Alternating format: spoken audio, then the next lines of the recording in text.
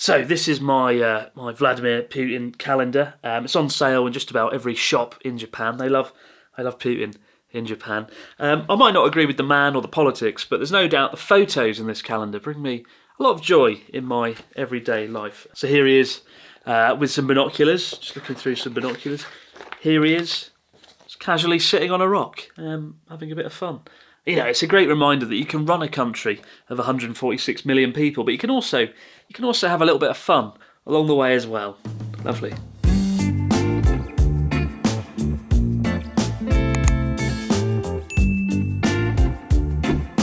They say you can learn an awful lot about someone from having a look at their bookshelf, so I'm not really sure this is a good idea.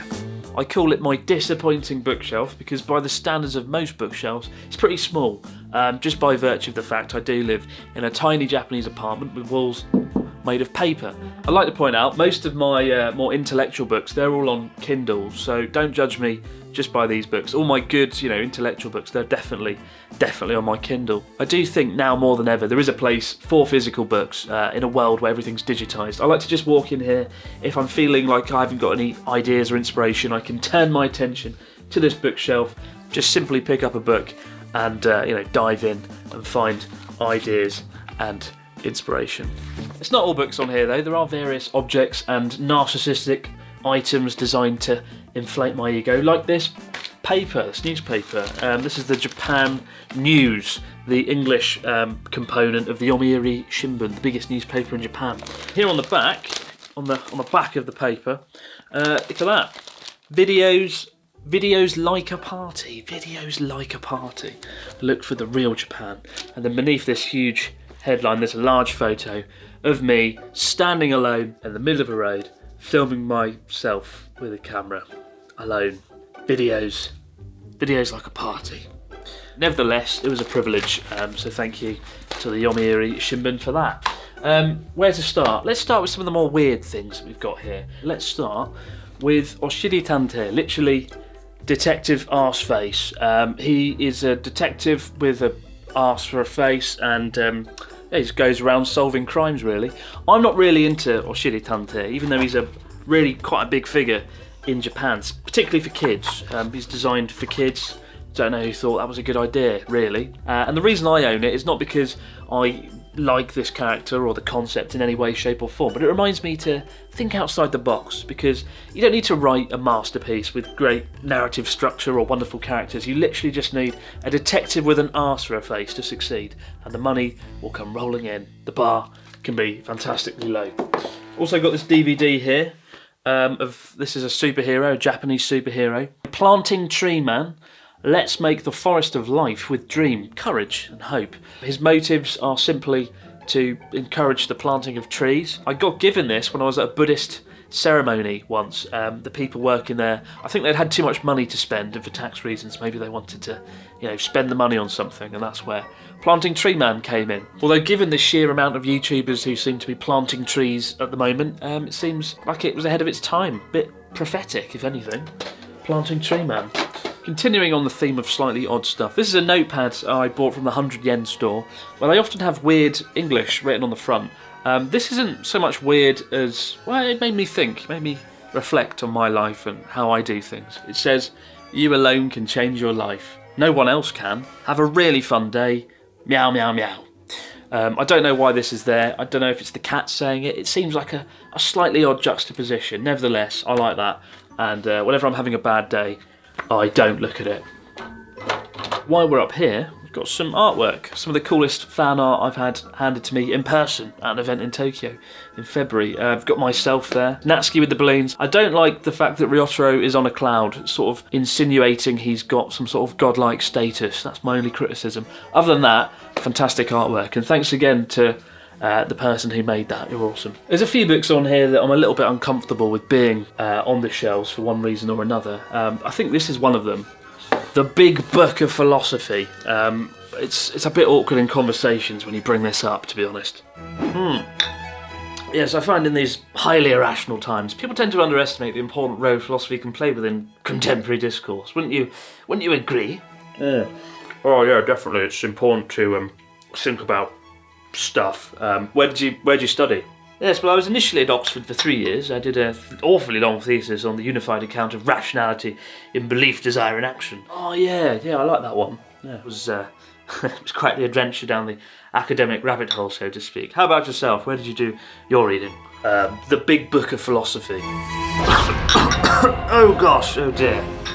I did actually buy this book for a good reason though, other than a nice, well-presented overview of philosophy. About 4 or 5 years ago when I got this book, I was studying Japanese and I stumbled across this memorization technique that meant I could learn 40 to 50 Japanese kanji characters in a day, how to write them and their meaning. And I started applying that memorization technique to just general information. So the idea was I was to get this book, go through every single one of the 300 pages and memorize all the philosophical kind of terms, the people, the times. And you know what?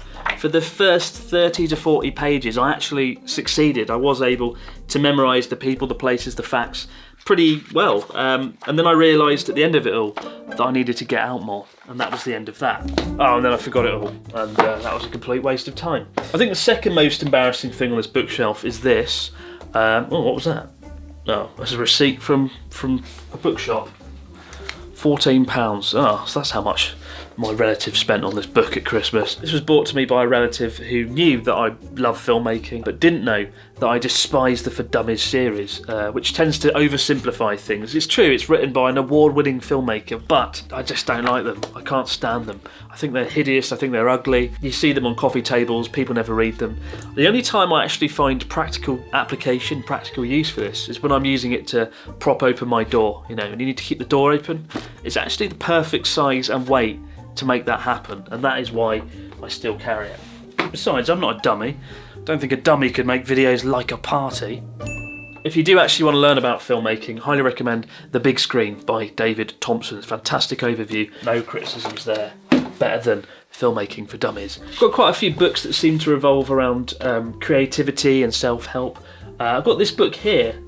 Little book, 642 tiny things to write about, and inside you've got loads of random prompts and things to kind of give you ideas, like write a breakup text to yourself. If you could time travel to last week for 1 hour, what would you do? I think I wouldn't have drunk as much sake on Friday. Write a one-line ad for a rubber band. Bendy bollock, I don't fucking know. Write the first line of a constitution for the new country you just founded. In the country of Broadtopia, nobody can buy or sell legally. The For Dummies guide series of books. They are completely outlawed on penalty of death. There are some things on this bookshelf I look at and think, that's disappointing. Like this book here, The Daily Stoic Journal. This is a diary and you're encouraged to reflect on your day, basically, the good and the bad. And I bought this with a real sense of optimism. For the first time in my life, I was actually going to sit down and keep a journal, keep a diary. And I got to, how far did I get? Oh, it's empty. Oh dear, didn't even make it to the end of January. Oh, I made it to January 23rd and then I gave up, so that was unfortunate. It's a good book though, I do recommend it. It does kind of make you think about what you're doing in everyday life. So I mean, this one, May 13th, write about the bad habits you're fueling. In my case, not writing in the diary, I suppose. One thing you might have noticed is there's a complete lack of fiction on these shelves. The only fiction that I have is this, Animal Farm, George Orwell's Animal Farm. Fantastic book. Even then, that is essentially non-fiction. It's one big allegory for the rise of the Communist Party in Russia. Nevertheless, great book, fantastic guide on how not to run an agricultural business, and the artwork is fantastic. Look at that. I used to be something of a self-help junkie. Around the age of 18, 19, I was a bit lost in life. I didn't know where I was going or what I was doing. Don't think I do now, really. But back then I needed some help, and I did buy a lot of self-help books along the way, such as The 7 Habits of Highly Effective People. I don't really like it. Instead of reading books like this, I would just recommend reading autobiographies about entrepreneurs and what they went through to build their company or what they battled against to get there. What are the 7 habits of highly successful people? Spoiler alert. Be proactive, think and win, synergize, sharpen the saw. Jesus, it sounds like some pretty dodgy advice to me. And these are going to make me look really bad, given what they're called.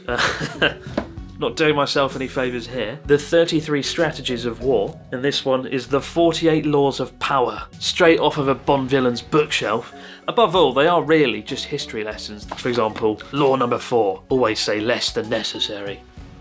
And then we've got case studies here from Roman history, French history, backing up that principle. So it's quite, above all, it's basically a history lesson that just sounds a lot more sinister than it is. But I highly recommend it if you're into business, strategy, history. Really good books, highly recommend them, very well written by Robert Greene. I should probably turn some attention to the Japanese books, given that that is overwhelmingly what I have on these shelves. And that is because, for the most part, I find when it comes to learning materials in Japanese, they're still better in printed form. And that's because in Japan, printing is still much bigger than digital. Bear that in mind if you want to learn Japanese. I think my favourite learning Japanese book is down here.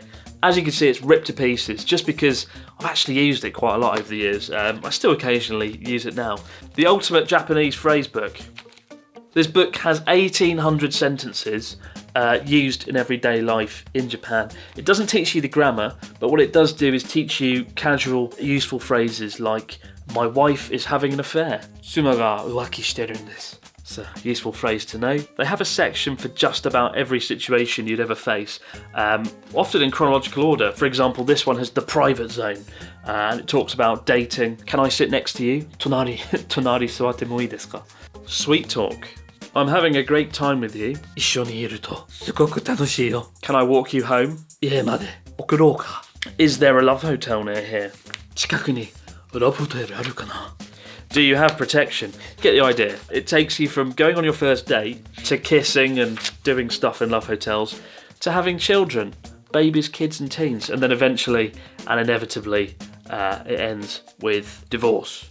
Got some manga books here which I use for learning and reading. One Piece and Detective Conan. I never really got into manga though.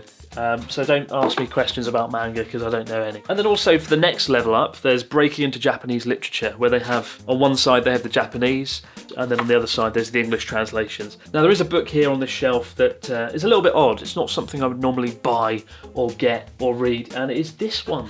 Onago Room. It's basically a book filled with fantastic photos of rooms of girls, or girls' rooms, like that one. There's a girl in a room. I was in a bookshop in Sendai. I was just strolling through it, and this book caught my eye. I think the front cover is quite provocative, it's quite cool.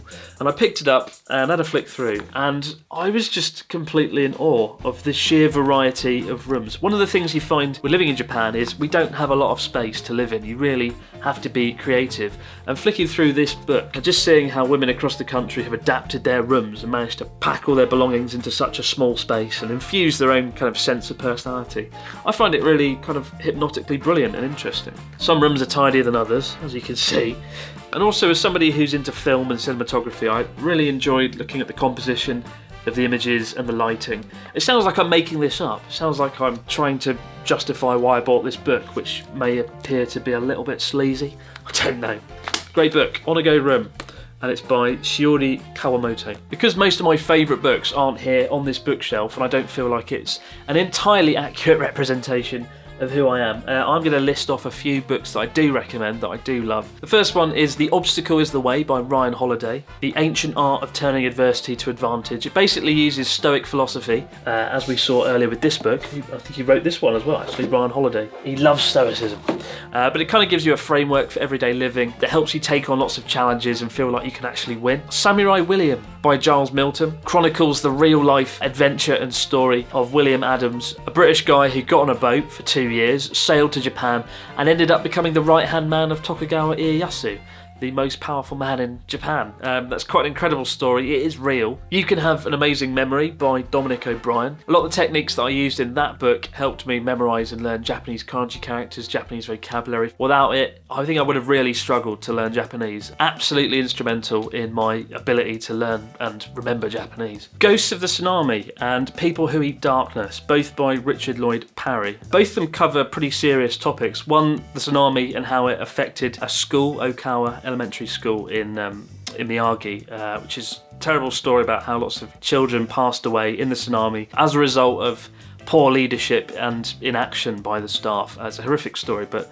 kind of teaches you how collectivism and collectivist thought can often fail spectacularly sometimes in certain situations.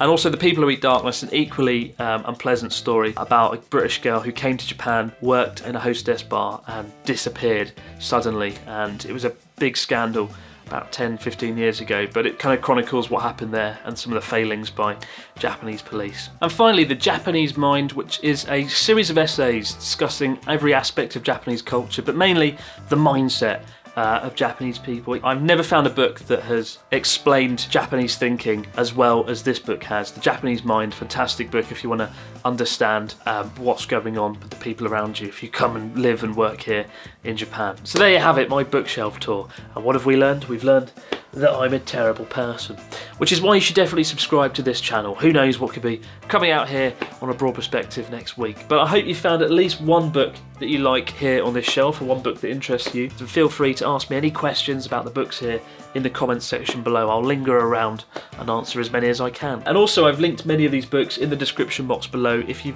want to buy them, because some of them are a little bit difficult to find online, particularly the Japanese ones. So hopefully that'll save you some time. But for now, no matter where you might be out there in the big wide world, as always, many thanks for watching. I'll see you next time. I'm off to think about the big philosophical questions in life, such as come up with an imaginative nickname for your least favourite person. Well, we've already done that, haven't we? He's called Risotto.